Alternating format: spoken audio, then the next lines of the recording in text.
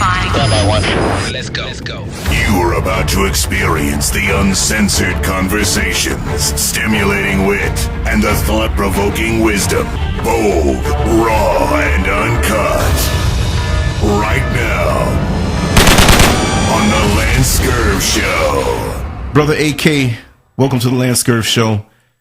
You have a dilemma, a legal dilemma that you're in right now, and you want to share it with the world, and you want to speak on it. And there are a lot of aspects of this that I don't know. So there'll be questions that I'll be asking you sincerely because I just don't know. There are many people out here who find themselves with issues where you have attorneys who don't want to touch certain cases, people who are tied politically a certain way, affiliations, and they can't touch certain things. But there are real people out here with real dilemmas that need help. And I want you to explain what the situation is, and we're going to chop it up for a little while, and we will be coming back with more on a live show, because I know that with what you have to share, it's going to make a lot of people stand up and reveal their stuff or have more to ask you. So welcome, AK. Talk to me, brother.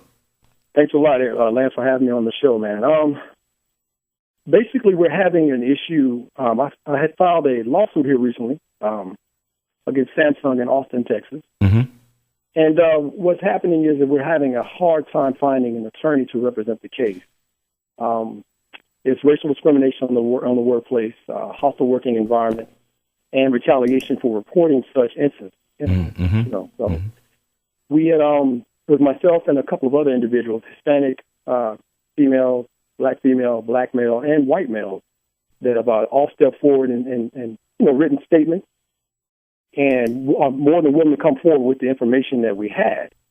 And it all pretty much started when we started getting, some of our officers started getting injured on the site, and because of some unsafe working practices. Yes. And, we did what we were supposed to do. We went through the chain of command. We tried to talk to the individuals, and as usual, they don't want to hear that.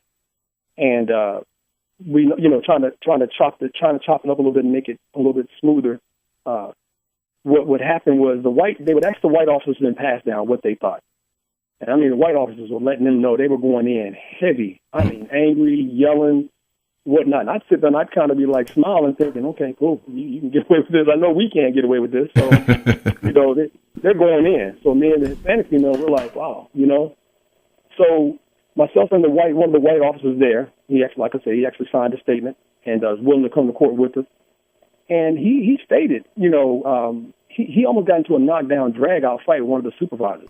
Are you serious? He wanted us to stand in the line of traffic. Now, the traffic is coming at one of these particular spots, our post, and the traffic is coming in. There's no way to prevent the traffic from hitting. So it would actually hit like the cones and run the cones down flat. Instead of them having an arm that allowed the traffic to come in and come out, at one vehicle at a time, right? It would just come in steady, free-flowing, so to speak, unless we stepped out and stopped them with cones. I'm like, okay, these cones are not going to do anything. They would actually flatten the cones. Right. And they would hit, once they bolted the stop sign into the foundation, concrete now, the trucks, these like semi-trucks, would still hit the signs and knock the signs out of the concrete. Again, and hit the building. I mean, it was crazy. I mean, missing the officers by inches. So we tried to devise a way that we didn't have everybody out in the line of traffic because, it doesn't make any sense. And they want you to stand outside in like 110-degree heat. Yeah. Because, Texas gets really hot. And they want you to stand out in that. And we had a guard shack, which had AC, and they did not want you in that.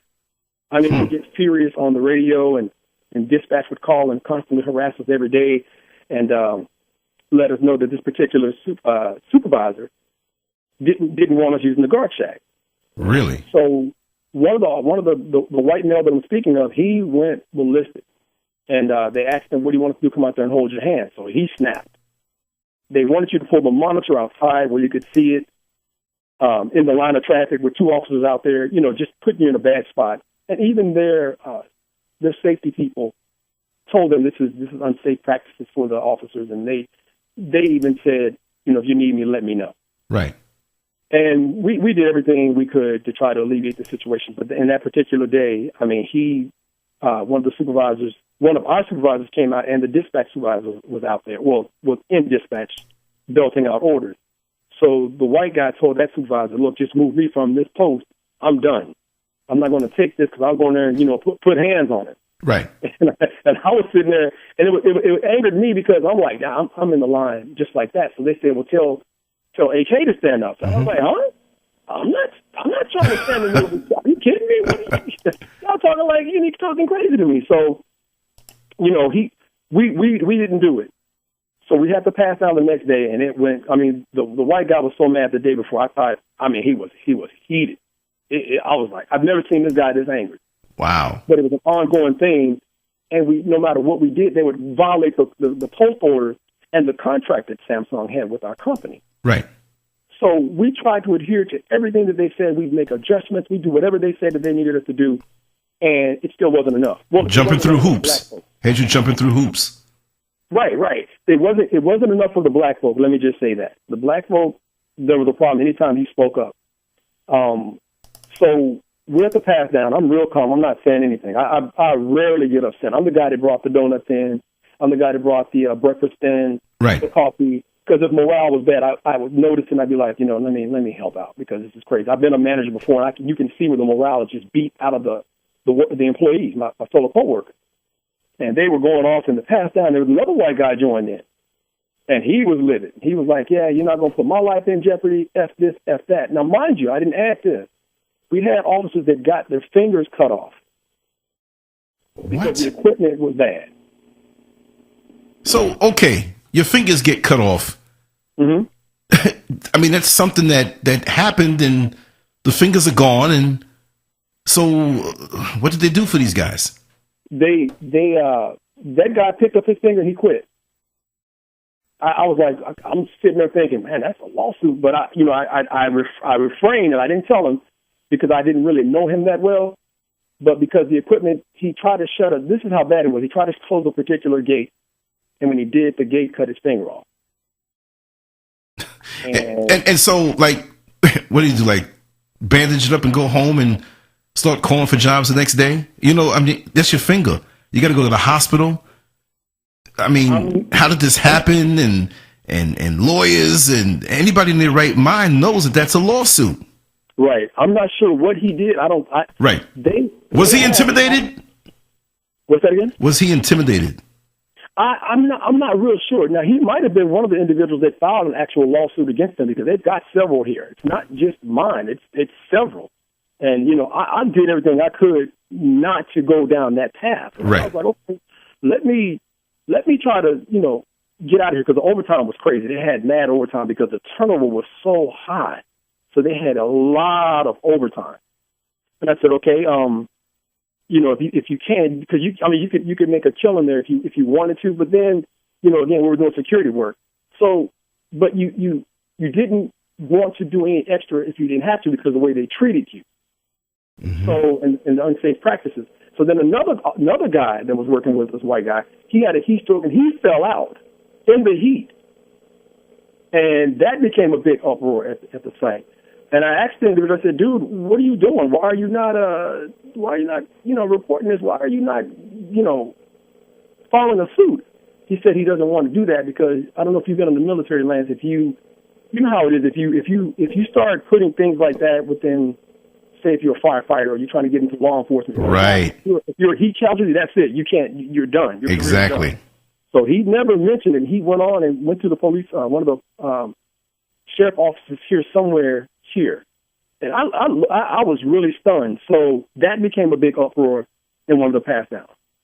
And when they asked each individual what we thought, I thought, well, whatever. I told them what I thought, but it was never disrespectful.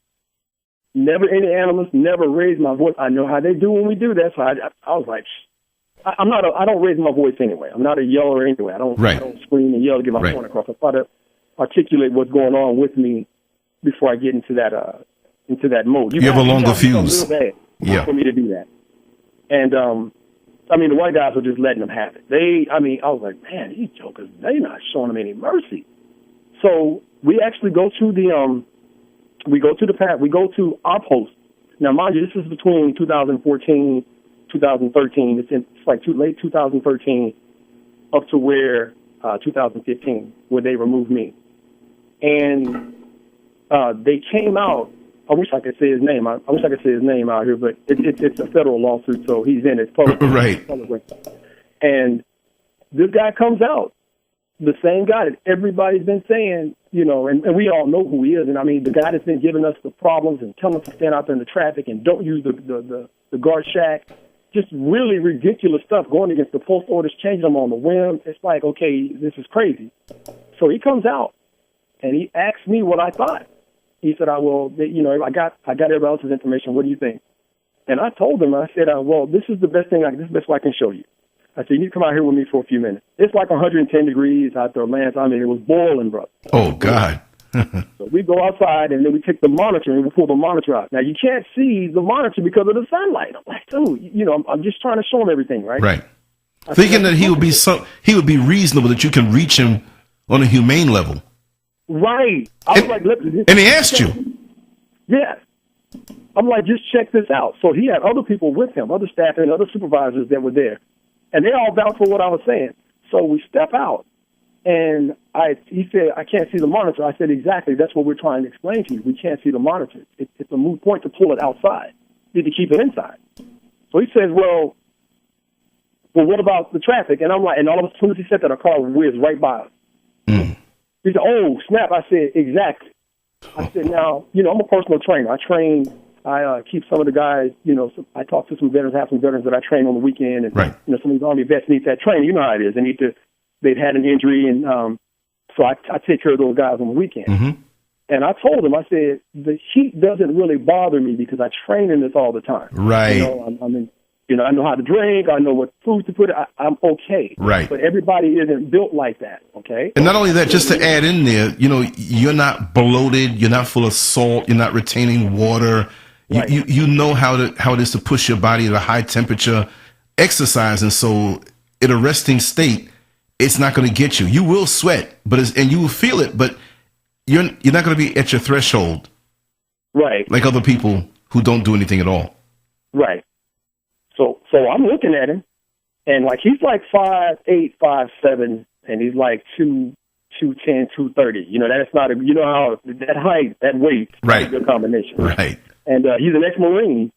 Okay. And I'm like, so you're treating people very badly at the expense of improper protocol. I'm just trying to figure him out, right? Right. I tell you what, he only been out there 3 minutes, and he starts sweating like a dog. Wow. I said, you see what's happening to you right now? This is what's happening to the officer. He started swaying back and forth, like, you know, stepping, you know, that he said, well, I didn't say you guys couldn't, you know, actually, you know, use the guard shack. And I was like, yeah, and I'm thinking in my mind, yeah, you did. I was there. Right, I was right. there. You told us, are you kidding me? So he starts wiping his brow. He starts sweating. And then he said, okay, use the guard shack. He goes back in. He gets with his people. They drive off back to the main part of the facility, the Samsung facility. And from there on out, it was constant every day. Make Kendrick get outside. Get Kendrick outside. What? Just every day, anything you can think of, just put the cones up. I'm like, a car would just be leaving, and we try to put the cones up. We have the cone in our hand and trying to put the cone up. Tell him put the cone up. I mean, just every day, right? And I know he's going to say, he doesn't treat the white officers like this. You know, and I kept thinking, okay, you know, I'm trying my best to be civil. I'm trying my best not to even think of anything legal. So then he told me to stop bringing food in for the staff. What? I was like, okay. He said something about it left a ring on one of the tables or something like that. Oh, God. Come on. The ring's been there before we got there. It was there. I had been there 3 years. I started in 2012. So I'd been there. Well, what happened to a supervisor or administration being concerned about morale, where when you see employees getting along like that, where they're bringing food for each other, a ring on the table is something minor. We know what it is. I mean, you're breaking it down beautifully to illustrate the conditions that you had to be under. But this is the show on jobs, these jobs, and people who need their jobs, and people who want to use it as a stepping stone, how they just, I don't want to make any trouble. I'm not even saying they're cool, like, oh, I don't want to make any trouble. You just want to go in and do your best but their job and their focus is on making it hard for you because it's like it's burning them to see you make money. Right. And he knew I was a trainer. And Lance, you know my other profession.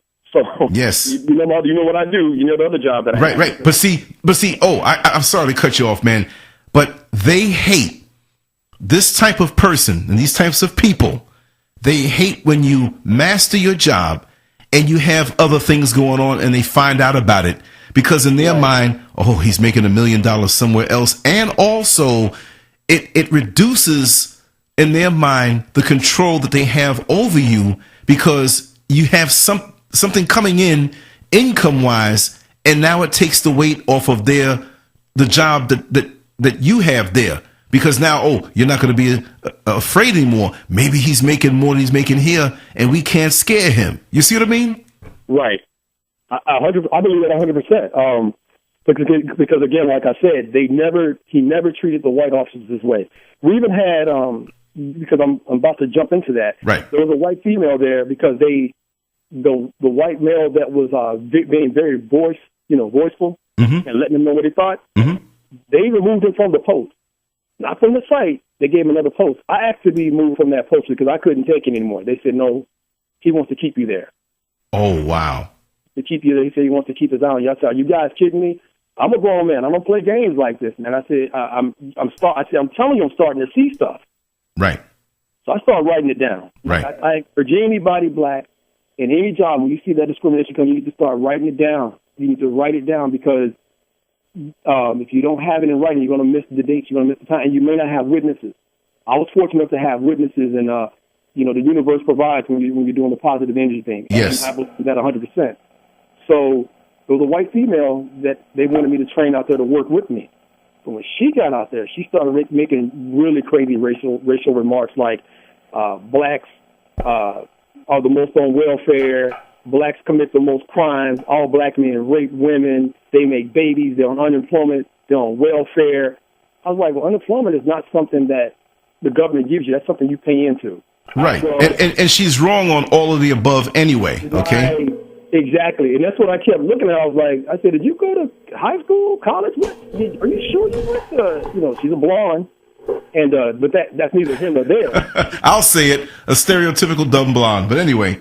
Right. She said my friend works at the what do you call it when you're going down for the jobs welfare office. She right. said. Right. She said, Mexicans and blacks, that's all they do is mooch off the and I was like, okay. I said, you know what? Oh God, tell her to sit down somewhere and watch Fox News.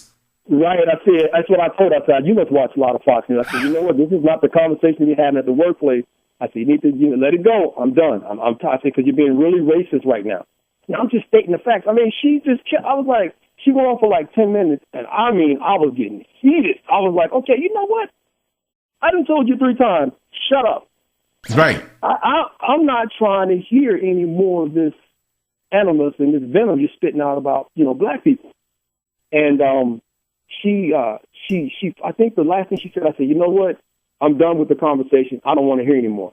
By that time, the day was pretty much over. But then she went to the white guy that used to work with me at that particular post, mm-hmm. and he wrote a statement because she was giving all blacks, all Hispanics, everybody that would come through the post or that she worked with these problems. She said, and she asked him, she said, well, why is he taking such offense to it? He said, do you know that that's offensive? She said, well, it doesn't matter. He wasn't a slave.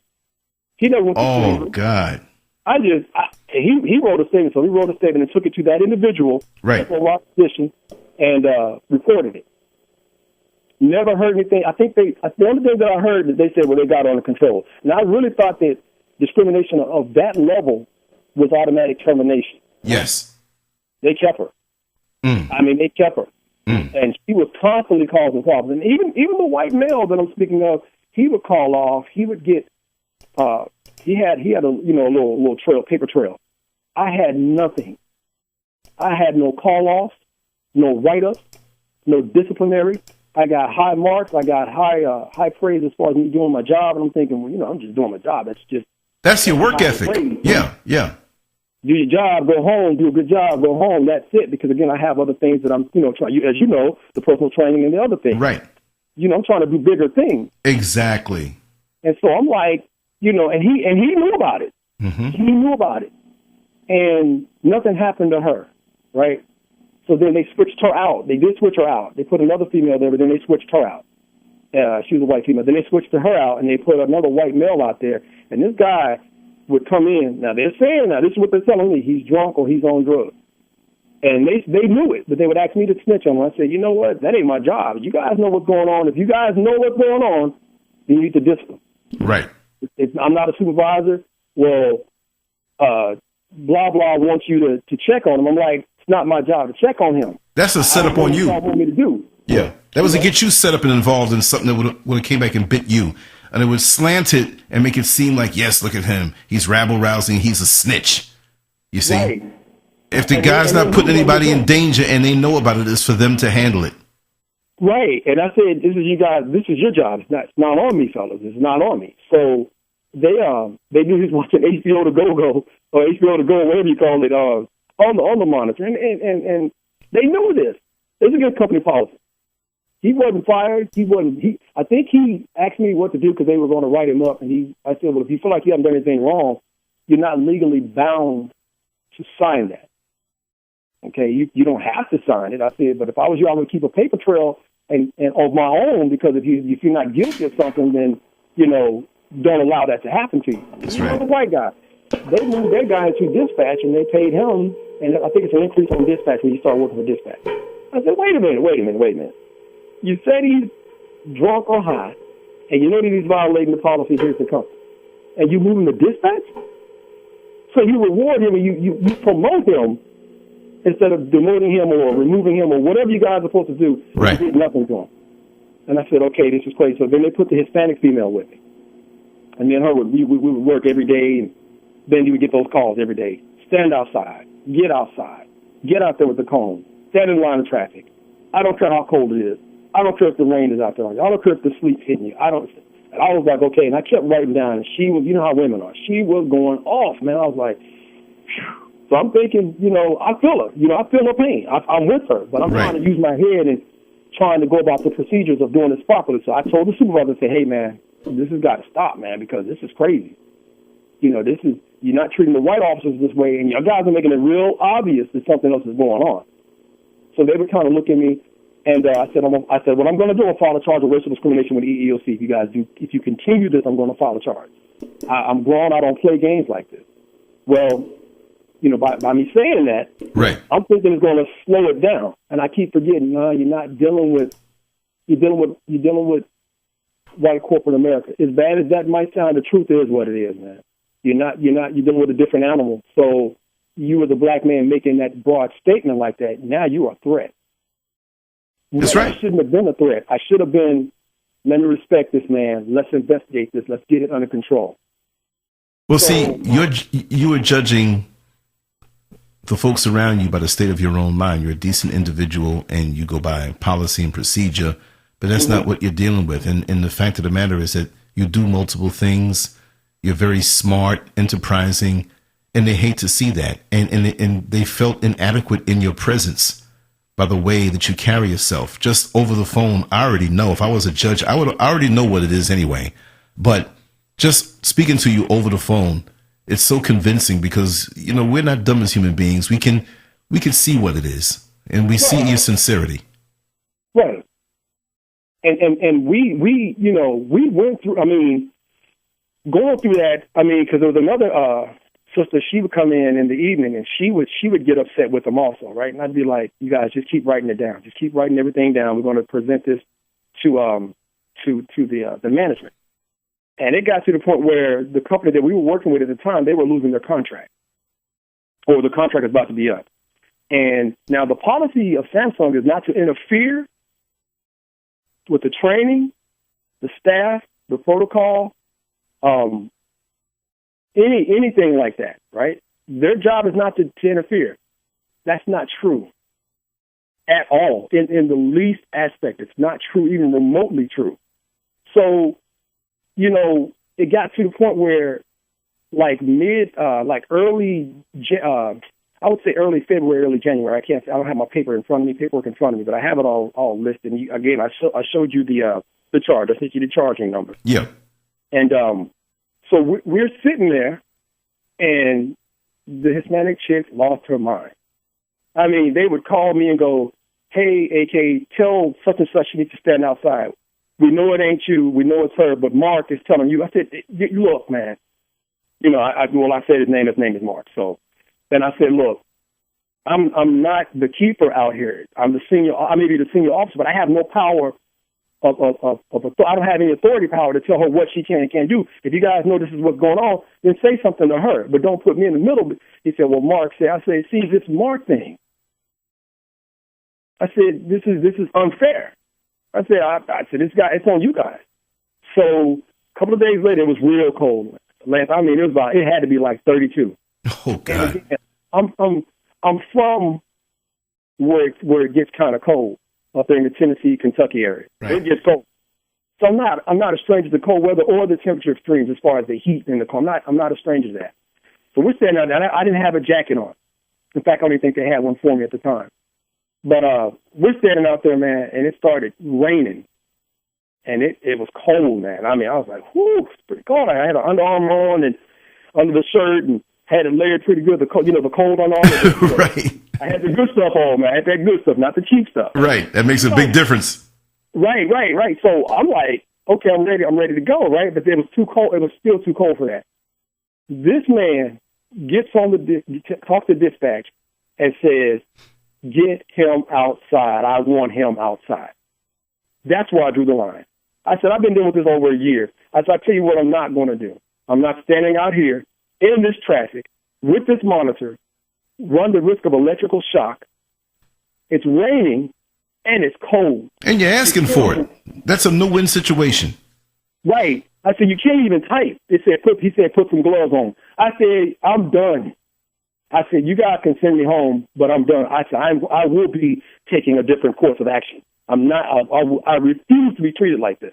Now, mind you, I'm just trying to go to work, make my ends meet, supplement my income, and I'm trying to go home, man. I'm not here to argue and dispute and go through craziness because you don't like me because of my skin tonality. That's an issue you have. Right. It's got nothing to do with me. I may not like you, but I can still work. I'm not going to make your environment hostile, which is exactly what he did. And I said, "I'm done." So the VP, we didn't even know he was there. Wow. He said, "What did they just tell you?" I said, "You heard me." I was sitting there. He said, "I was in dispatch and I witnessed the entire thing." He said, "Did anyone come out here to try to explain the situation to you?" Well, the Hispanic chick, she's losing it. She's going off. I could imagine. I'm mad with her. I rarely get mad. Speaking in English and in Spanish. Right. They were treating us less than human at that point. And they kept saying who it was. They said it's Mark. And I was like, and he said, "I refuse to let anybody go through this." He said, "You don't even have a jacket." He said, "It's raining. It's freezing out here." He said, "I saw it, the entire thing." I said, "I tell you what I'm going to do. I'm going to file a charge of racial discrimination with EEOC." I said, "I refuse to put up with this." I said, "This is retaliation. They don't treat the white officers like this. They're not going to treat me and the Hispanic officers like this. It's not going to happen. I'm done." I said, "I'm not taking it." He said, "Don't do that. I'm going to go talk to him because this is unacceptable and this is a violation of our contractual agreements with the company." He said, "Just give me a little time and I'll take care of it for you." So now think about it, Lance. We don't have to write that. We had our own notes, but how do you get it in writing if he's going to take care of it? And he actually did take care of it. He took care of it for the time that he stayed there for a couple of days, and then it picked right back up. But how do you write, how do you get that in writing? You see what I'm saying? Right. When they said they're going to take care of it. You know what I mean? Yeah. So it was an off and on thing every day. They would come out with a new policy. The supervisor would tell him, "Hey, man, I think AK is doing a great job. He's doing a great job out here. The traffic is flowing nicely. Nobody's getting hurt. Nobody has to stand out here too long." Because what I had set up to where we had everybody's information in, boom, boom, boom, show your ID, boom, boom, boom, turn it out. It was good. Like you wouldn't have to stand out there long enough to get the ID from the person and take it in. Right. And back out. It was that quick. You didn't have to stand outside all day. You didn't have to take the heat all day. And yet, now mind you, I did not mind the heat. I ain't real crazy about the cold. but I didn't really mind the heat. But even then, if it was something reasonable where you had to step out, and come out of the shack or for a time and you felt the heat or whatever, but just to have you constantly out there just because.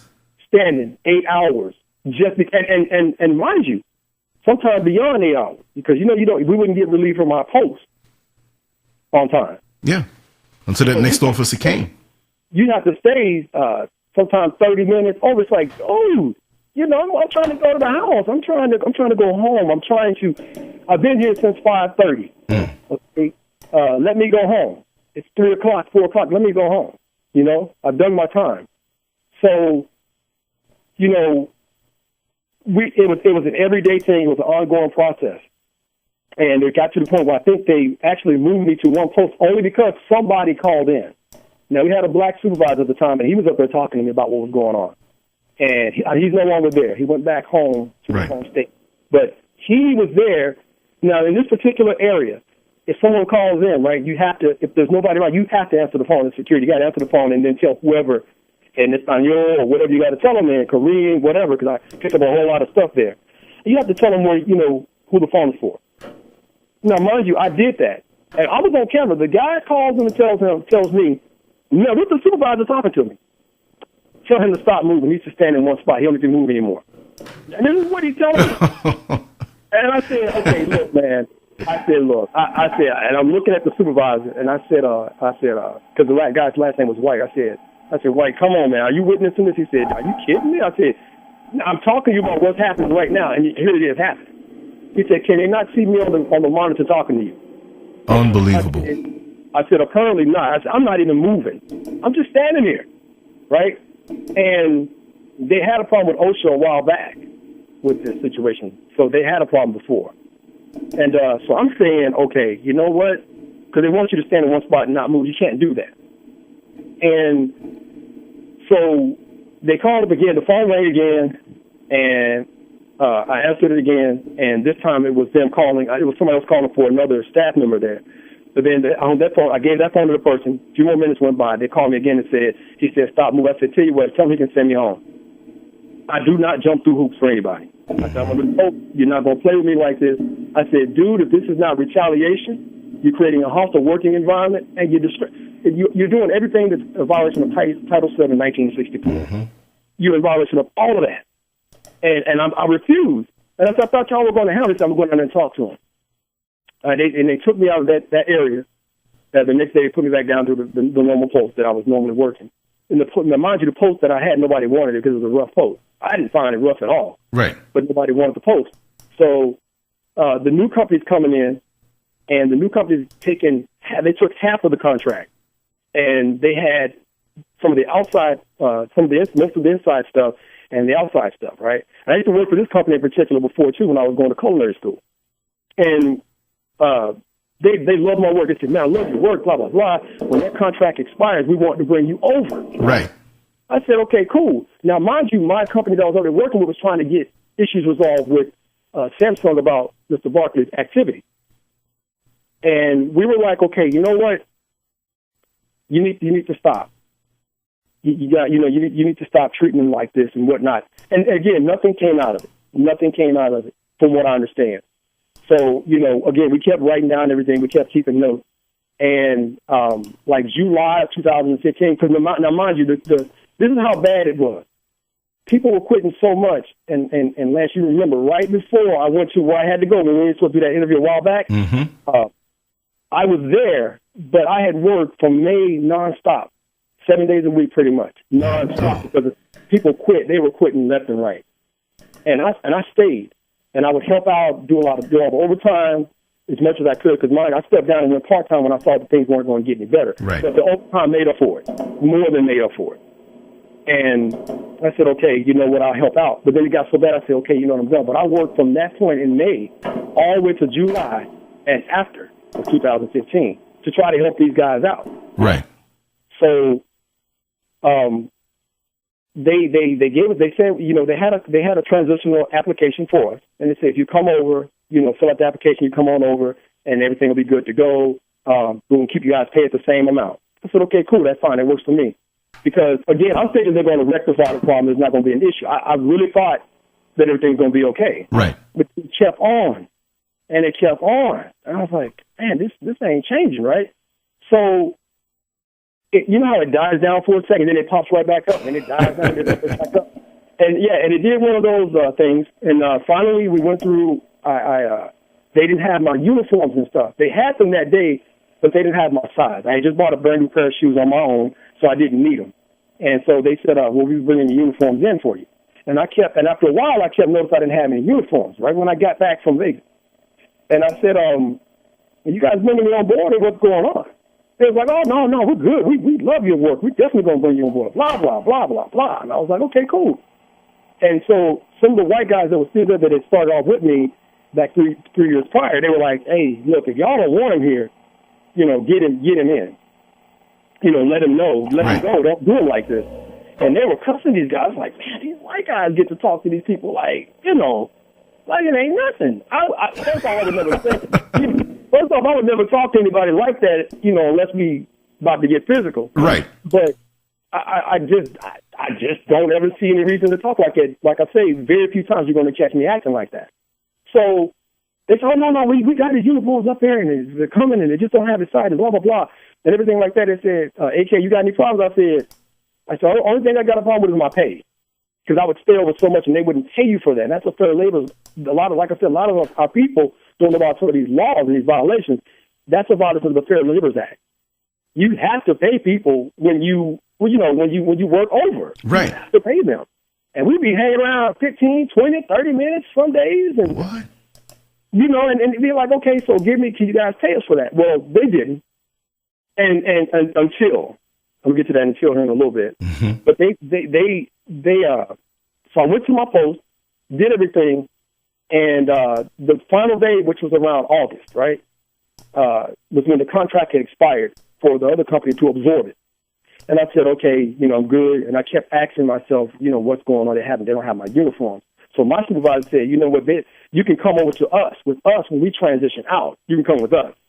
We want you. You'd be a heck of a loss to us. Exactly. And the other company said, no, we're going to keep him. We want him. Oh, wow. And I said, okay, cool. And so when we did all that paperwork junk and got everything straightened out, I got a call from the supervisor, the black supervisor, and he said, we got your uniforms and everything up here. Come get them when you get off work. So now they handed me my name tags for my uniform that are exclusive to this work site. Exclusive, right? Mm-hmm. And I get a call later that day, right? And I'm thinking they're going to give me a promotion within their company and make me a supervisor, because it was so short, man. The staff was so short. I mean, we pretty much had a skeleton crew. And I said, oh, okay, cool. So I go in, everybody's kind of looking all sad-faced because they thought I was going to be leaving to do a managerial job somewhere else. Right. Because I do have that in my background. I used to be a manager, so I have that training, expertise. And I'm thinking, okay, we're good, we're golden. Man, I get to the site, the corporate office, the headquarters and whatnot, and I get in there, and everybody's looking at me kind of funny. I'm like, okay, what's going on? So then, let me back up. I had just talked to that guy, Mark's supervisor, and I said, look, man, I'm going to file a charge of racial discrimination. I said, I'm done talking. I'm going to do this. He said, this was 12:35 p.m., August 4th, 2015. Never forget it. And I told him, I said, I'm going to file a charge. He said, you will not have to do that. This guy's an idiot. All he does is monitor through a monitor instead of going out and physically seeing how it works. Because the equipment would shut down and would back traffic up. The computer would just shut down sometimes and it would back you up. And he would call out there yelling and screaming about that. Wow. Like, you saw it with your... Now, he had to come up there and see it one day with his own 2 hours. And he couldn't say nothing. He just kind of looked at me like, like, why are you always right? No, I'm not always right. I'm just showing you how things go. Right. Murphy's Law, man. Come on. So he said, I'll take care of it. He's an idiot. I'll take care of you. You don't have to file a charge. You're good to go. You're golden. Everything's good. Trust me. Man, the next week I had that meeting, which was August the 7th. Mm-hmm. And we're standing in there, and they're trying to offer me cookies. Now, everybody knows I'm a personal trainer. So I'm looking at these guys like, cookies? You believe it. You had those cookies all day long. What's going on? I'm talking to HR. I was talking to HR, right? So the guy was a real cool guy because he was like, I can't. You could see the look on his face like, I don't want to tell him this. And the sister that was there, had a black female there. And she said, just go ahead and tell him what the problem is. I said, well, what are y'all talking about? It said, the client no longer wants you on the site. What? And I said, huh? I said, why? She said, we're not at liberty to discuss that with you, but they no longer want you on the site, and these are the only positions that we have for you. So they kicked me off the site with that quick notice and reduced my pay, which is a demotion. Unbelievable. Now, there's another black manager that took me over to this new site, this new place, and he's trying to tell me that this place is safe. So we get to talking, and I asked him, I said, why did you do this to me, man? He said, we did not think he was going to go this far. Wow. I said, what do you mean? I said, I asked you guys for at least the last 3 weeks what was going on. You guys could have told me I could have went with the other company and kept some dignity. Yes. Some self-respect. I could have found my own job if I needed to, but you guys left me hanging. He told me specifically, and I quote, I did everything I could. We did everything we could. We fought you to the last minute. He did not want you on the site. He set you up for failure. You were damned if you did. You were damned if you don't. I said, then why didn't y'all tell me? I thought we could talk him down. I said, okay, you know what? This is a problem. And again, I said, so why is my pay being reduced? That's an involuntary move. I said, isn't that illegal? He said, well, I can't raise your pay back. I said, why? I didn't do anything wrong. Right. I said, I have no priors in my work history with this company at all, ever. I was always getting praise from people, and I would tell people, don't praise me, because as soon as you praise me, the first thing I do wrong, I'm gone. I said, so you don't give me that dynamic. I don't want that dynamic. I'm coming to do a job and go home. I just take pride in doing what I'm doing. Right. And so when I expressed that to him, he just looked at me and he said, well, I can give you another job at another spot. But for right now, I got to extend. They have to give me a job that extended my hours to offset the pay that they took from me. So I had to work additional 2 hours a night. I was like, dude, this is not good, man. And I'm on now. Now I'm angry. Now I'm angry because I felt violated. As you should be. I felt betrayed because I am holding the name tag. I said, so what do I do with these? I said, just keep them for souvenirs. And yes, I have them just in case when we go to that court date. That's right. So there's more evidence. And so he takes me in, and there's a black guy that was in there. He was training. And this is one of the blood banks, and it's one of the rough blood banks in the town. Mm-hmm. I mean, dude, blood banks, most blood banks won't let you donate blood if you have tattoos, for the fear of hepatitis and all this other stuff. Right. This place lets you do that. Tattoos or whatever. You come in there with, it didn't matter what you came in there with. And I'm sitting there going, okay. You have a needle in your arm with heroin in it. Everybody's coming in with backpacks. Everybody's got a backpack. And I don't ever like to talk about any individual in the low level aspect. But these people you could see life had beaten a lot of these people up. Understood. Yes. Homeless, not looking to educate themselves any further. You could just see it. It was like, wow. Only black people work at security at this spot. No other group of people. So the black guy that he tried to talk to, he said, he asked the black guy, he said, it's a pretty good spot, ain't it? It's pretty safe. The black guy looked at him and looked at me, and he gave me that look. I'm like, I know that look. He said, yeah, if you say so, it's all right. It's okay. He said, yeah, you know what I'm saying? He said, let's get down a little bit, and now you got to get in their face, right? Right. So I said, okay, cool. And I'm still frustrated because I'm still banking on him to move me, like he said, and then take my payback. He said, I'll take your payback, and I'll move you to another spot. He said, I can do that for you. And I said, okay, cool. So I kept on him for that, for that time. But then when he left, the guy, when he trained me the next day, he said, look, this place can be crazy on a regular. It goes from cool to crazy that quick. He said, he said, issues that pop off in here all the time. Mm-hmm. What I do, I try to avoid any write-ups or I try to avoid any paperwork because it'll wrap you up for a long time because a lot of stuff be going down here because people want to get out of hand. He said, if they get out of hand too quick, just call the police. Now, the police precinct's maybe 300 yards, maybe 400 yards down the street. And, again, you have no way to defend yourself, man. Now, you got to think, man, I got a background in law enforcement, and I'm ex-military. So when I'm in hostile territory, I don't need a gun. Right. I'm saying we're having a pepper spray or a taser or something like that. Because if everybody's got a backpack, and you deal with these people who life is beating them up. The mentality. They might have knives or, You know what I mean? Anything can be in that backpack. Anything can be in that backpack. So the first issue I had was with a sister. She wanted to lay across the table and across the seats, and I told her she couldn't get that. So, that blew up into something big. Then her boyfriend came back, and I was like, you know what, man, I'm already angry. Again, I'm angry because I got moved to a situation that you almost had to take the job to supplement your income. Right. So you had to take pretty much anything, but he promised you he was going to take you somewhere, send you somewhere else. And the straw that broke the camel's back was I sent him an email, and I got the emails and everything. And he said he's going to move. I asked him about the move. He never said another word about the move. So I go in there, and I kid you not, you got this is story. This is like, you couldn't write this better in the script. This better in the book, man. I'm straight up Twilight Zone. I know, right? I'm in there, bro, and we're sitting there, and I'm trying to get the situation, what's going on for the day. And then one of the females that worked the counter, she told me, I said, how bad does it really get here? She said, we have knockdown, drag-out fights here all the time. And I just I started laughing, and I was like, this dude. You knew it. Because, I'm going to handle myself, but as a security officer, you can't really put your hands on anybody. And I don't want to put my hands on anybody unless you put your hands on me. Right. You're just there to observe and document. Right. There's a whole other universe. You put your hands on me now. Right. And so one guy came in there. He was a Crip. Came in there, and I didn't know what was going on. And one of the managers said, "Hey, tell that guy he needs to take off his colors, and because if he don't, then he's making everybody nervous, and it's against policy." So I told the guy, I said, "What if he doesn't take it off?" He said, "Well, just call the police." I said, "Okay, cool. That's what they want to tell you to do anyway." Walked into the brother as nice as I could. I said, "Hey, bro, do it solid, man. Could you take the colors off, man?" He said, "What?" I said, "Bro, just please take your colors off because you're making them nervous." And they said it's against company policy.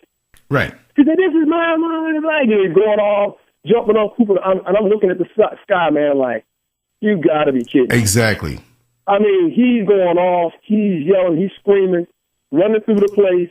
I'm like, okay, dude, you need to calm down. So now I have to call the police. He said, "You're fake." They'll call you fake cop. And I'm like, dude, I ain't trying Toy cop, fake cop, wannabe cop.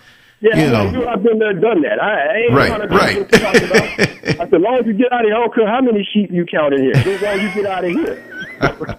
So he leaves, right? And I escort to make sure that he's also, leaving the premises. He's talking about, "I'm going to F you up, nigga, the next day. I'm going to do this. I'm going to do that." And I'm like, man, see, I don't take threats lightly. I do not like to be threatened. I don't take threats lightly. Exactly. So You're not supposed to. Right. I said, you can say what you want to say as long as you don't come back in here. Now, his wife was in there. And so when his wife was there, she was trying to calm him down, but he couldn't come back inside the building. He left his backpack in the building. Oh, wow. Yeah, so when I walked back in, I didn't realize his backpack was still there. I went back to tell the manager what was happening. The brother comes bolting back into the building, yelling and screaming, ran behind where the people are donating the blood, ran behind where the people are keeping the money. And the guy was like, "I thought you called the cops." I said, "Yeah, I called him about 10 minutes ago. And they're 200 yards down the street. Why are they not here?" And so he's like, "Let me call him." This dude's still going crazy. So they did a show of force and put more guys came, and we escorted him out. And he said, at that point, he didn't yell no more to me what he was going to do because he already told me what he was going to do. The cops come, man, after 3-4 calls. We called them 3 times. The cops come, they wrestle the guy, and they instead of them taking him away the first time, they gave him 3 warnings. I was like, "Why are you warning him? We already told you he's trespassing. You see what he's doing?" Right. So they finally get him, they wrestle him down, and they handcuff him and take him away on the 3rd call. Now, this is what I didn't know, but I'm always looking around. He had other family members inside of the building. Uh-oh. He had 6 more people in the building. And so I told the guys, I said, "Y'all need to watch what's going on." I said, "This guy's calling up a family member to fight." And the wife stopped him. She said, "Don't do that. He got no problems as it is. You need to bring everybody in for the fight. My husband was wrong. The officer didn't do anything wrong. He talked to him nicely." And they, of course, there was a police report filled out on it. Well, I went home and I was talking to my girl and we was talking about it. And I'm frustrated. And I'm thinking, because, Texas is an open carry state. So, I had my gun And I'm thinking maybe I'm gonna bring it back the next day, because when if a gang member make a threat to you, there's a pretty good chance he probably gonna make good on it. Exactly, especially when he has a reputation to uphold, and he is so he's done this before probably, so it's business as usual. Right. So I'm saying, okay, this dude ain't even trying to move me. But let me also interject also that there are other factors involved. You're employed. Pretty much we could assume that he wasn't. He was getting his money from other means. Your education, the way you speak, you represent the establishment. There's an automatic resentment for that. Then you have a uniform on. Still, it may not have been a police officer, but you are on that side. And you came to him politely. In his mind, you're picking on him. Then, by the way you speak, your life is together. You probably have credit cards and a nice home and a wife and a car and things that maybe he might have a hard time struggling. And you don't have that fear hanging over your head like he possibly does because he's on the outs with society. I'm not knocking anybody who is in a gang. I'm just saying there's certain things that go along by the way you described him to me. So he's going to have a ton of resentments. It's like me. I make $1 million because I'm a bus driver when I drive through the hood. So, yeah, exactly. And the other dynamics go on to that, too. You know how we step on my shoe and get to bust your head. You know what I mean? Yeah. 0 to 60. I ain't got to say the whole part of it. You understand exactly what I mean when I say that. Exactly. Well, my girl said, I don't think you should go back. She said, I think that's it. She said, that's enough. She said, and I was so frustrated and so angry because now I got to bring my gun to a place of work, but keep it in my car, of course. Right. But, who's to say he won't just come up in there and shoot up or have somebody from his affiliation come in there and shoot the place up. Exactly. Again, I take threats I don't like threats. I don't like to be threatened at all anyway. But I take them very seriously when somebody says they're going to do something to me, because there's a good chance, there's a 50-50 chance they will, there's a 50-50 chance that they won't, but I lean more to the side of the 50 that they will. Right. And so I resigned. Under duress, I couldn't take it anymore. I was like, this is just too much stress. This is too much. And I'm like, you guys moved me for no reason, and you're still not responding to my email. So I emailed him and told him what I was doing, and got the email up here. And I said, and he said, well, are you going to put in a 2 weeks notice? I said, a 2 weeks notice? I said, considering the things that you guys did to me, and you haven't moved me, you promised me a move, and you gave me a short notice and moved me without any notification, I feel that this is justifiable. I said, there's a police record. I said, if you want to see the police report, there's a police report here. And they had to put it on the dude pretty tough outside. And the dude ran out in the middle of the street, they had to tackle him in the middle of the street. That was uncalled for. I mean, he had other issues, major issues going on, and he's there, so he's trying to get money, so, yeah. She said that. She said he's got other things going on. I'm like, well, I ain't going to be the other thing that he take out of this world because he's angry at the world. Because right. I would never do that to anybody. It's not your problem. It's not my problem. Exactly. It's not my problem. And so the supervisor said, well, do you mind, I told you I could use your another facility. I said, you've been saying that for 2 weeks now, and you haven't moved me. You're just now saying something now because I'm resigning. I said, I can't do this because your word is no longer has carries any weight with me anymore. Your word has no more weight with me. And he goes, okay. So I turn my uniforms in, and then they block my unemployment. And they made it hard on me. You're going from, you're trying to find additional work. And so I had filed my charge with the EEOC, and they didn't do a great job, in my opinion. In fact, I know they didn't, because the information that I received on the charge that I got back shows it. You can see where the company clearly lied in black and white when the question was asked multiple times throughout the investigation. So it took EEOC a year to be done with the investigation. And this is my thing that I'm trying to express to my sisters and my brothers and anybody that's out there. And this is why it's paramount that black attorneys understand that we need help. You can see it nationwide happening to your people. And if they don't have representation, I really don't know who's going to help us if you don't help us. It shouldn't have to be a high-profile case where someone gets killed by a cop or something like that. You should be able to help the little man and whatnot, and not be so quick to want to win every case. When does your morality kick in?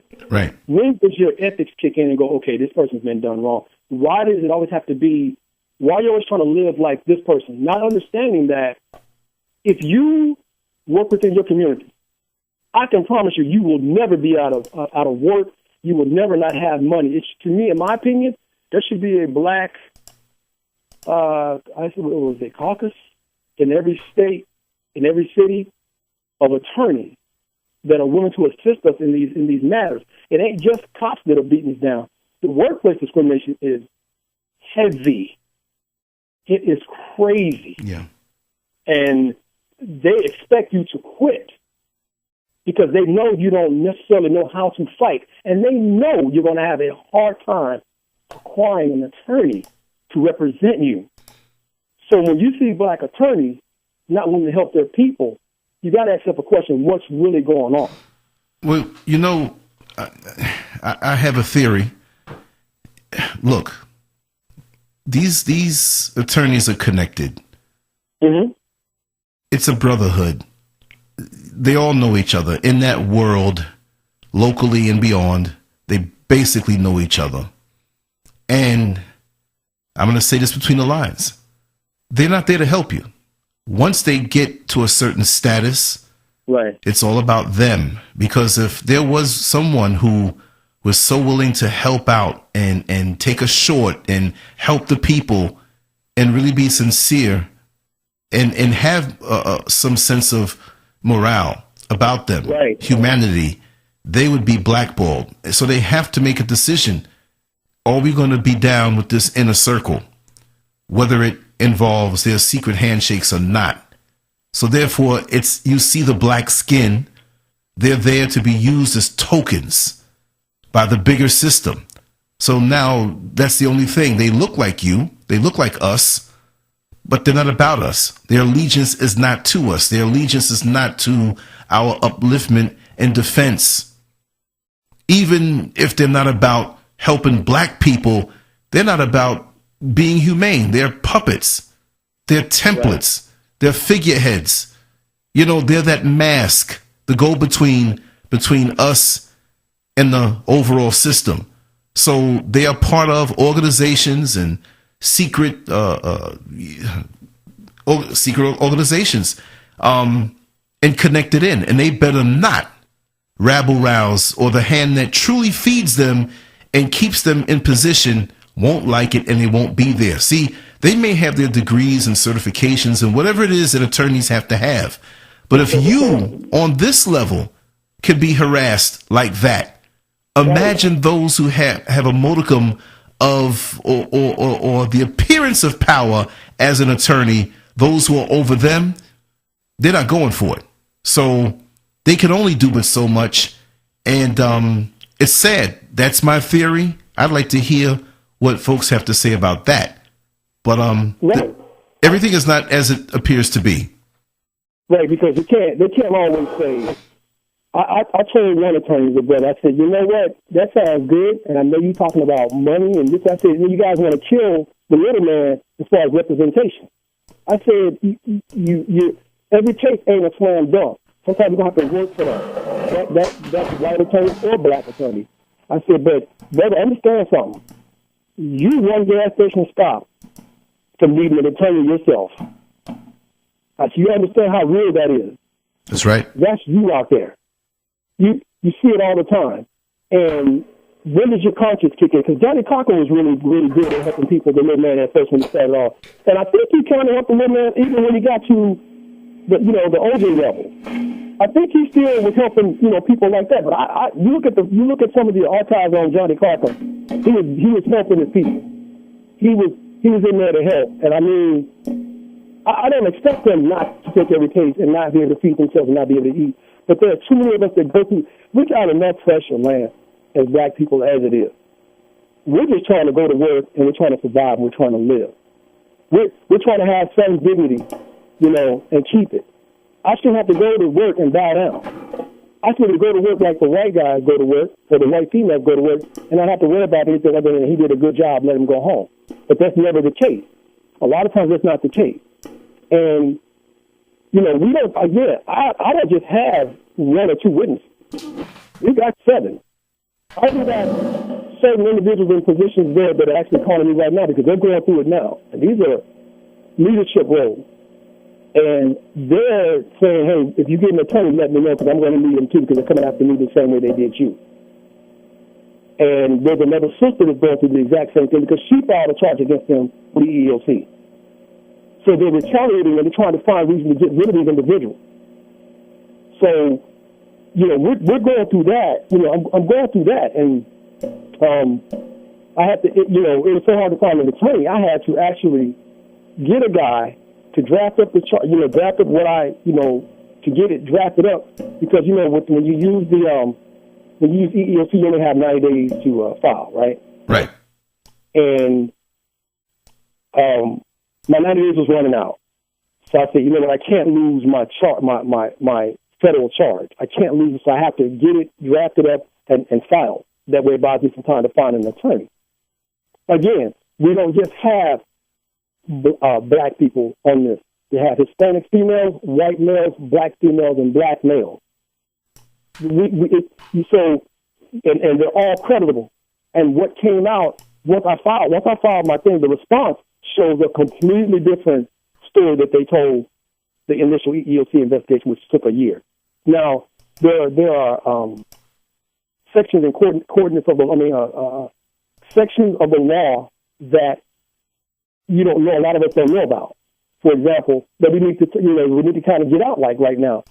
Had I known that there was a section 1981, I would have used that versus going to EEOC. I would have bypassed them altogether because EEOC failed me on this. Mm-hmm. I would have bypassed them altogether, right? When you use section 1981, which is it's actually 1866 when they did, the slave code that they had. Mm-hmm. It was their idea of going against. They were trying to go against the 13th Amendment. They didn't like it, so that was their way of keeping people out. But the 1981, the section 1981, comes from that, and it was to offset that. So if you use that, basically you don't have just 90 days to file. You have up to 4 years to file. Mm-hmm. And you're not rushing, you're not panicking, you're not just giving your money away to anybody who might misrepresent you in the court of law. And there's no cap to it. There's punitive damages.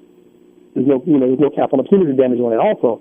So what you have, and there's other law, even if it's an at-will state, they admitted something in my charge that just carries so much weight it's not even funny. I was like, here it is. They say they didn't, but here it is. I have it right here in black and white. You told one federal investigative agency that you didn't, and you told this one that you did. See, now you got a problem. Right. And, I present this to a couple of attorneys, and I'm pretty sure, man, I need the help. We go through a lot, in this field of trying to work, and I encourage any black person that's going through discrimination on the job. You know it when you see it. You lived it all your life, so you can see it. So when you see it, the best thing you can do is to document it, write it down, take it up the chain of command. And if you don't get the results, then you take it up legally. You fight, man. You don't just give up. You have to push. And even if you don't find the help that you need, you can say you tried. Never let it go, because when you let it go, the next person has to go through the exact same thing you did before. Even worse.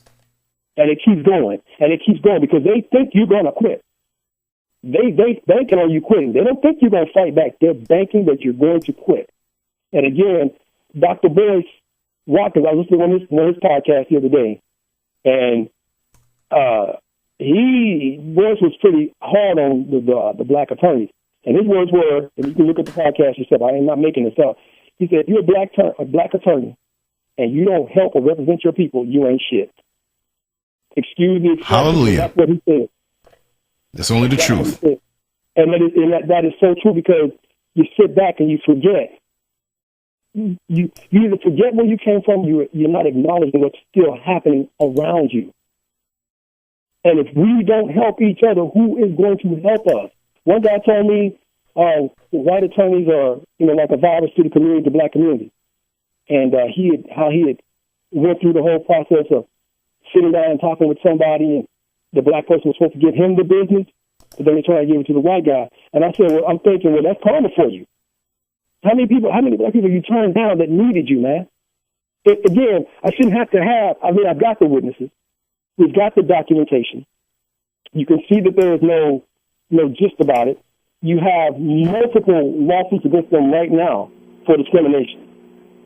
You know, they have a history with this. EEOC even told me they have a history of discriminating against blacks and other minorities. Samsung does. That's what they told me. Wow. Now, I'm sitting here and I'm trying to think of the best course of action to take, and that's why I went that route. But had I known, I would have went straight to an attorney because I lost a year, and I could have had an attorney jumping all over this sooner. But maybe this is a good thing because other truths came out when the court asked them for additional information. Because I may have to appeal my charge because I don't think the court saw the EEOC actual, the entire documentation of it. Because the EEOC gave me, I have two separate discs with information on it. Right. So I don't think that they saw the entire thing. And I'll tell you, Lance, there are so many different statutes that you can go by, man. I'm looking at one, Staub and Proctor Hospital, Sixth Circuit Court of Appeals, Chapman versus Toho, Timex America, Johnson versus Kaplan, Reynolds versus Federal Express. The list goes on and on. Yes. And there's one theory that you can use in court, and it stands up in court. I don't want to sit. I'll email that to you so you can see what I'm talking about. But it stands up in court. And my case is exactly like that without a doubt. And I know all cases are different. But every person that has used this in their charge has come out on top. And I encourage anybody black that's going through this, trying to do your own research too, yes, to help yourself, to be able to help your case.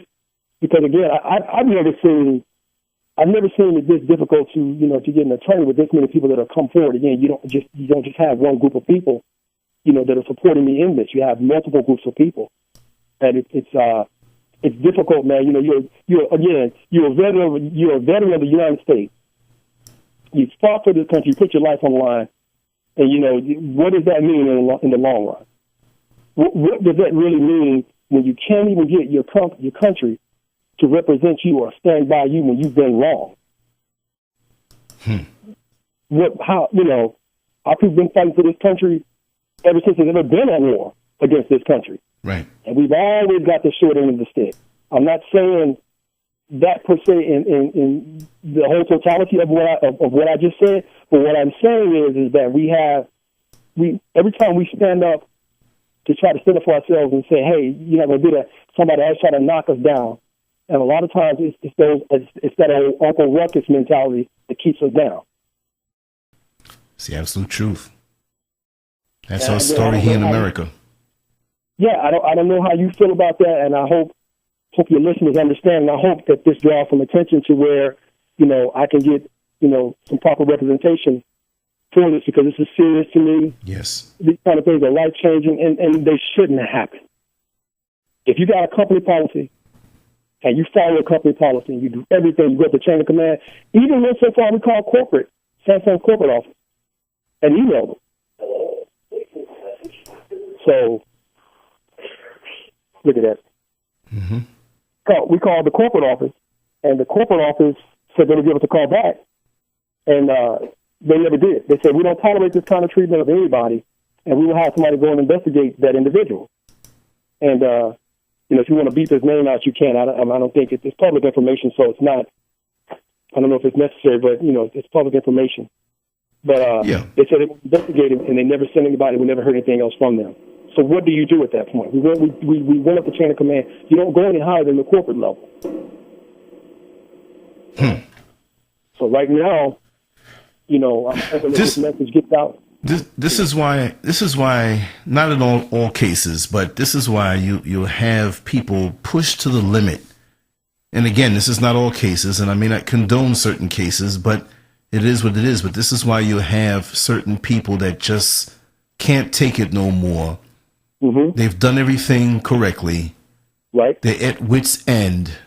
And one day they show up at the old job, at the break room, or wherever they're gathered, and they do things to the people they feel that slighted them. What do these people feel? What do they get out of doing this to people on jobs? What is it that they get out of it? What kind of thrill? Right, all because of a skin color, all because of a presentation, all because of unbending knee, whatever you want to call it. You try to take somebody's livelihood, manhood, womanhood, what have you, from them and expect them not to retaliate or fight you back legally, and then you deny them basic things like unemployment. Now, that person's going to have to go back and try to find a job, and it's very difficult to find jobs in certain demographics in this country. It's just the way that it is. People may not like that, but it's just the way that's the way it is. You know, the truth is what it is. You can get mad and say, you're just playing that. No, nobody's playing that card. Why is there a card that I should have to play? Why isn't the playing field level? Right. You know, why do I even have to acknowledge that? Why do I have to justify every step that I take, or, you know, why do I have to act in a certain way in order to be accepted by people in the workplace or the workforce? See, if I'm too strong, that's a problem. If my pants are sagging, that's a problem, which they never do. Right. I got you. Which they never do. You know, if I'm physically fit, that's a problem. If I'm articulate, that's a problem. That's a problem. If I have a college degree, that's a problem. If I have exemplified quality leadership skills, that's a problem. And we didn't even say anything about if I'm black, male, that's a problem. Yes. See, we didn't even say that. That was the last thing we said. Look at all the things that come before that. So don't give me that when you're just playing the black card. It's got nothing to do with that. There should not even be a game called the black card that I should have to indulge or involve myself in. Why can't I come to work, do the job, be respected, and go home? But you want to go home and tell your wife how many black people you fired today, and you want to feel good about it. You feel good about that. Even though this guy never caused you a day's problem. Only thing he did was answer your question intelligently, with no animus, and just stated the fact. Because like I told you, I'm surprised you haven't been hit with more lawsuits, considering that guy lost a finger and that guy had a heat stroke. Because what happens is the severity of those issues, those are life-changing issues. That could be his trigger finger. That's right.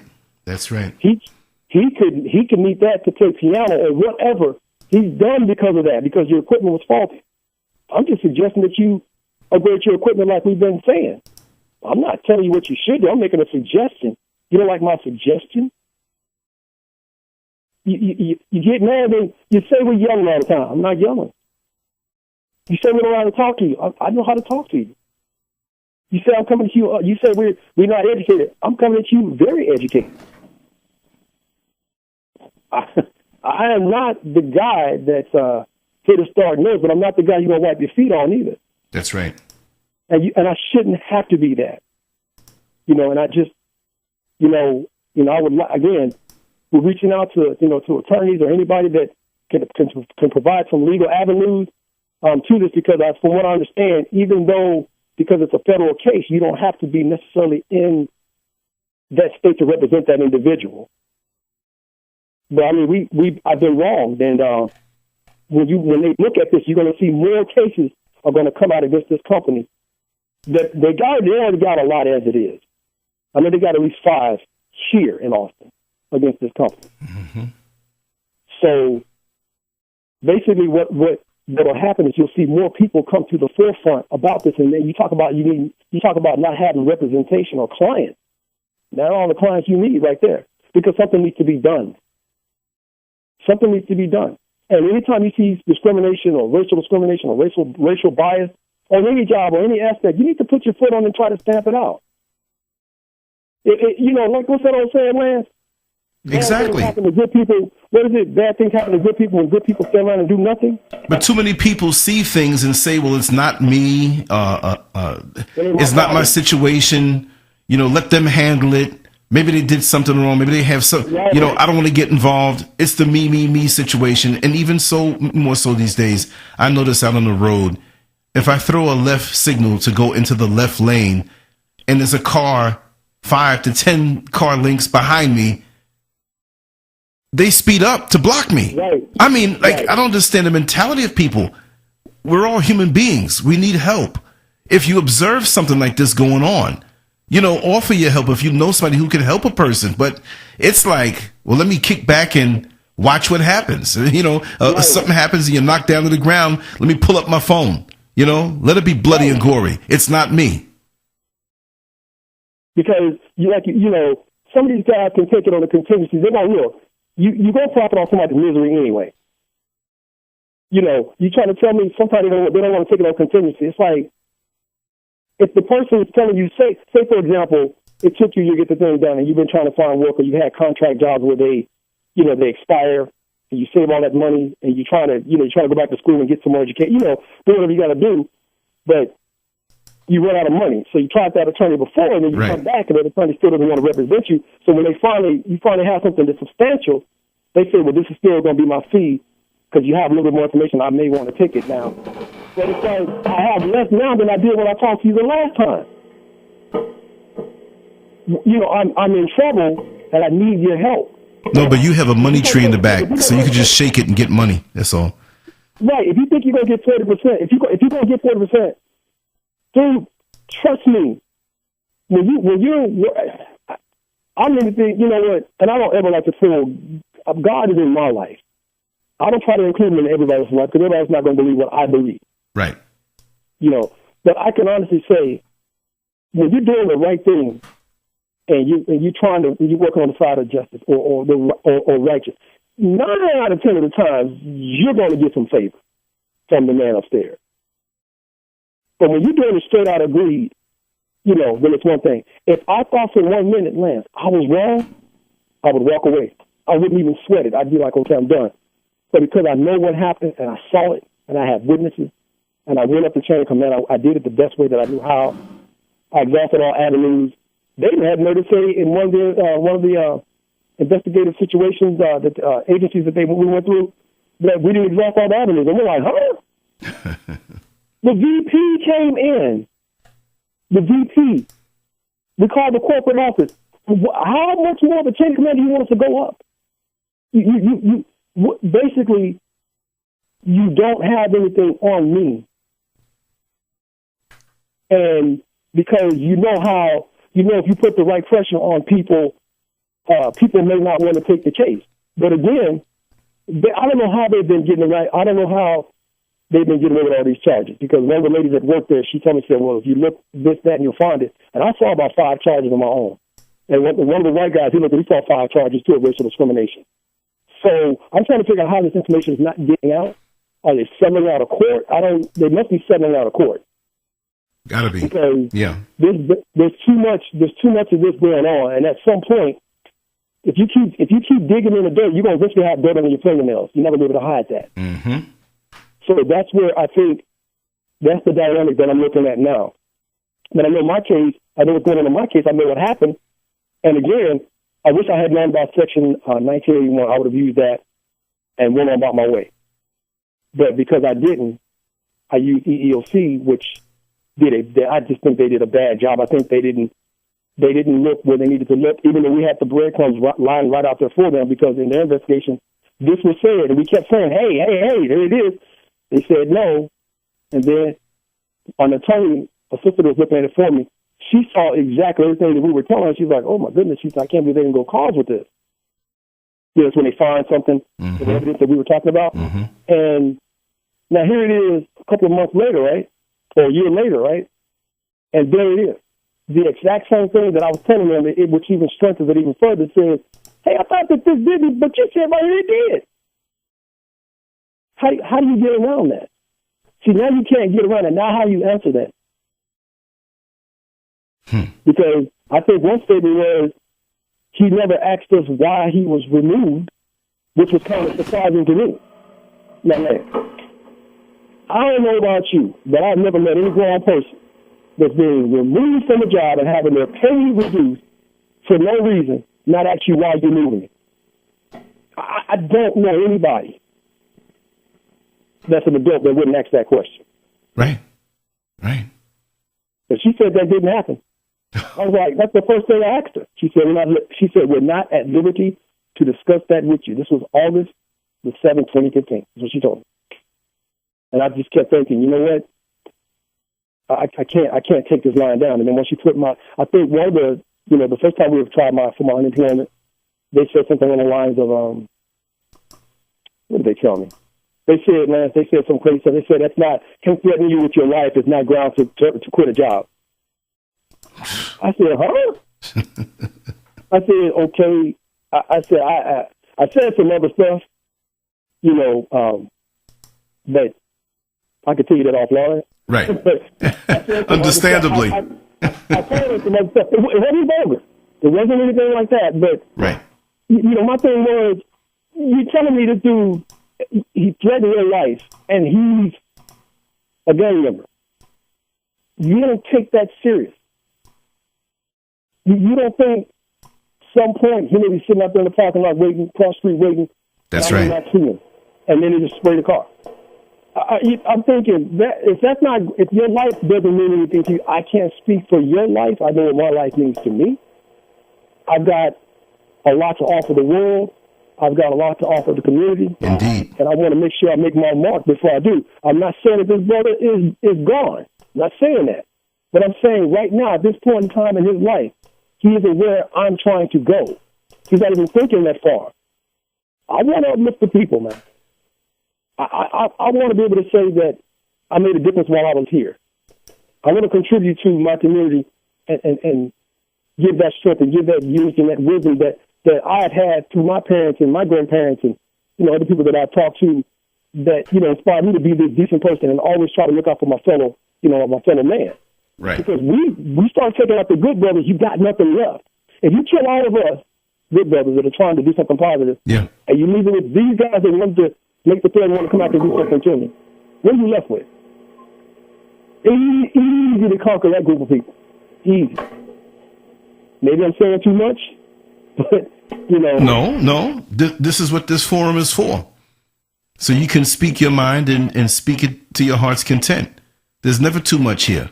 Because, look, where else other than social media and many of these various platforms that we can we do this and speak to each other en masse for free, Well, let me say this, man. I'm going to say what I was going to say, man.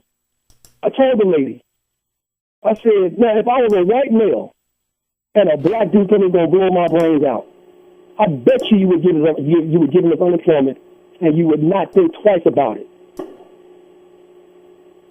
But because you guys have this black on black crime mentality, you can care less about what happens to me as a black male. That's right. And I said, not only that, I'm trying to put out positive energy. So you don't have a problem removing me from the chessboard. I said, this is crazy. And everybody got quiet. I was, you see what I'm saying? You don't want to say that. You don't want to say that, man. But I'm stating the obvious. But it's only the truth. It's exactly that. Let a white dude, you see what's happening to these black girls that are going missing, right? Right. Every time I turn on my phone is ringing right now for Amber Alert, like white kid, blah, blah, blah. It's like, dude, we're not saying the white kids don't matter because that's not what we're saying. But why does it seem like nothing matters unless it is them? It can't always be them.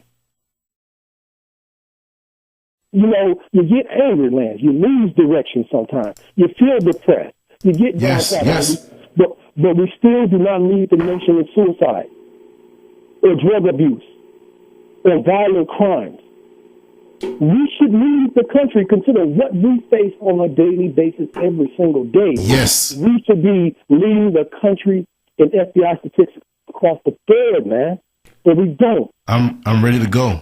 You know what I mean? Because it's like no matter how excellent you are, how much of an example of greatness manifesting the seeds of greatness. Look what you do with your life. You have so many things going on. And then when you said, well, yeah, when I was in culinary school, I'm like, oh, he did that too? I mean, I'm amazed at you. I mean, you're a great example. And with all of that, still, some person who has an insecurity and a hate for you because of the color of your skin, they don't appreciate your character, but they're going to bring you down because they're in position. And then you have some of us who have rose to the occasion of greatness, so-called, or so we thought, and they're in position to help, and they won't take the case. So this is bizarro world. Trust me, this is bizarro world, and the way we thought it was, it's not that way, but you're strong enough, and if we hold hands enough across this world and understand that all we have is us, we need to do what we can. My anger boils down to the same thing. I come from a whole different way, or not, I wouldn't say profession, but I have my path. But we have the same feeling. We're in different states, different things we've done in this life, but because of the common element of us having the same skin color, recognized by the society as black, you understand that, we have to be frustrated at a point in our lives when we should really be enjoying life and giving back to the world the things, and you mentioned that earlier, that you have so much to offer, and that is a crime. Everybody who has tried their best to stop you and slow your path, we shouldn't be living on the defensive right now. We should be flowing freely with the wisdom that we've acquired, the experiences that we've had to share, to help everybody in the whole world. But we have to deal with that, and the world loses in the end. But you know what? This is why I do what I do. I'm free these days for the next couple days. Look what I'm doing. Not because I want to pat on the back, because I have to, man. I'm mad. I'm frustrated. And I identify with the way you feel right now. And that's why I'm always going to be here to help anybody. And see, I appreciate that, because you again, there must be something deep in us as a people, because again, we should be leading with what we go through, man. What we go through, man. Tell me about it. This is a total exclusive experience all unto itself. No one experiences what we go through, and we're not looking for a pity party. It's not what we're looking for. We're looking for the opportunity to be okay, to feel good, to not be concerned about a job. If I got raised, that's a problem. You know what I mean? That's a problem. If I don't enunciate a word properly, that's a problem. Again, that's not me. But it's anything that says anything about you being strong and standing up, it's an issue. You want to destroy everything that just because I want to. I can't exist and be happy because it makes you unhappy. Right. Why does my existence make you unhappy? Never did I do anything to anybody. I mean, by no means am I a soft human being. I'm not soft. I'm not one of them. You're going to put your hand on the turn of the cheek. No, that's not me. I pick up the frequencies, brother. I already know. You know what I mean? I'm glad you're on my side. You know what I mean? I'm not going looking for it, man. I don't go looking for it. But, I even teach a couple of classes on hand-to-hand. I've been teaching my girl and some other people. I was watching some stuff on TV. These dudes jumping on these sisters in these restaurants. Yeah. These dudes jump on those girls with these cats. I'm like, Let me teach them what I know. Right. And just simple joint locks and wrist locks and some Keep Su Long, which is some Korean martial arts that I took. And again, personal training. Trying to make you the strongest person that you can possibly be, get the most out of life, connect that mind, body, spirit, soul. And again, I do, I work with veterans that, trying to get back into the flexibility and the mobility on the weekends. Yes. I do what I can to help out. But you are mighty. You see, let me tell you something. They can pick up when it's not just the physical with you. It is the physical, because they're intimidated by that. But it's the balance of your spirit and your mind, your mental strength. It's not just that you are a physique, but you have that intensity behind it, and you have the spirit behind it, and you have the righteousness behind it, and all of that combined is synergistic. And that's, you can stand quiet and polite in a room, and they will be intimidated. They will see the Incredible Hulk next to them. Trust me, that's how they view many of us. And when you are honed and balanced, it's like a coiled spring. They look at you as a weapon. Of course, we are, if we're put in that position, but because they're not looking at you as a human being, they see you as less and want to see you as less. Your very presence makes them have to rewrite the book on how they see us or want to see us, and how they project us out, our imagery out to the world. You mess that up, you see, and they could never be you. And so they'd rather not see you, and their way of putting their head in the sand is to destroy you. If they can snap their finger and make you go away and disappear, trust me, they will. Lance, do you remember this one thing, man? I'll say, I'm make sure I run this by Lance. Man, you know how we don't have that generational wealth? Right.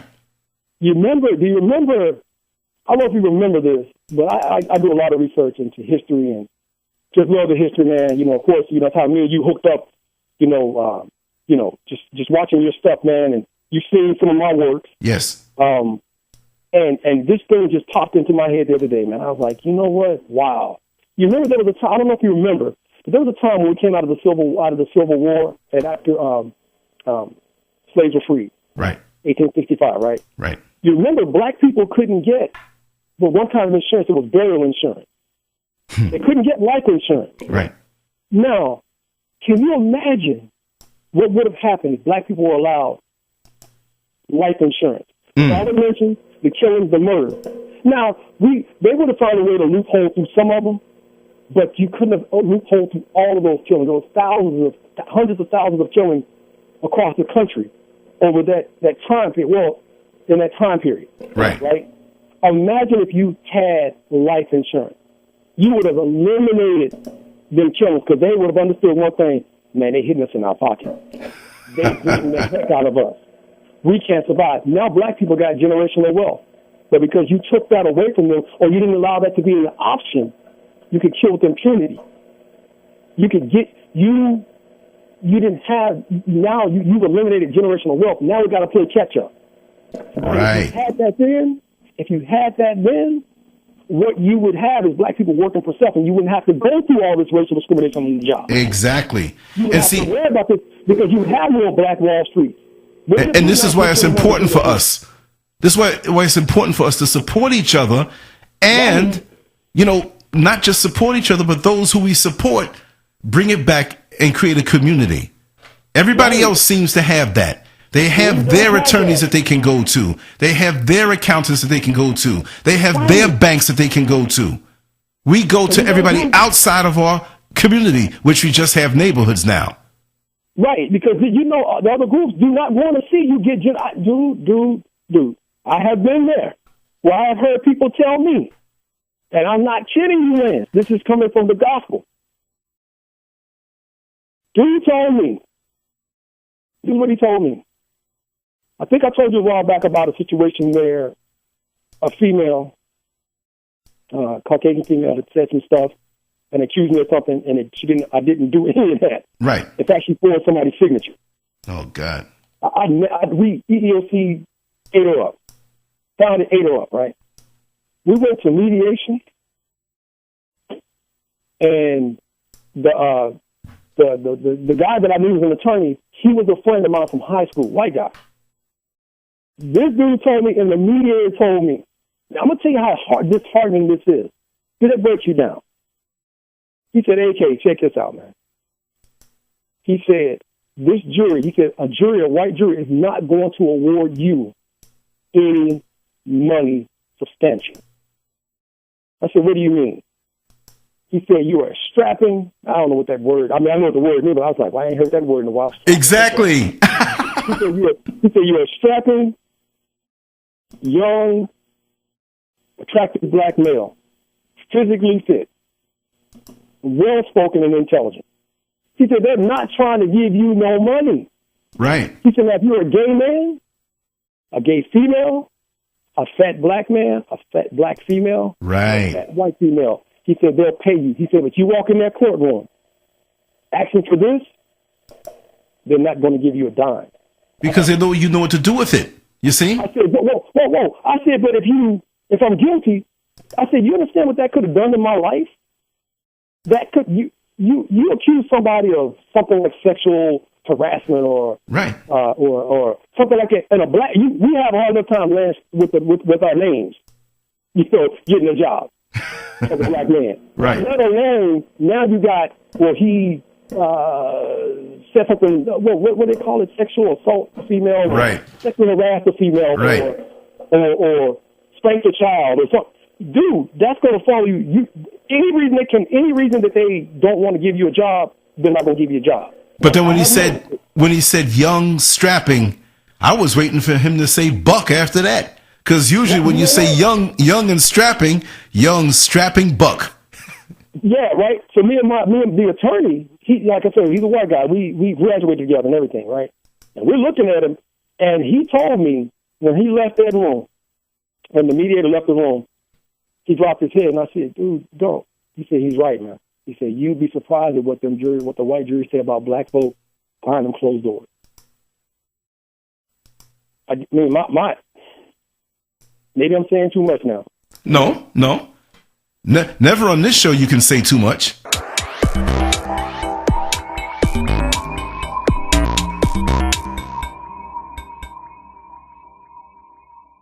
Make sure to check out the boldest blog at LanceScurv.com and follow Scurv on Twitter, Facebook, and YouTube under LanceScurv.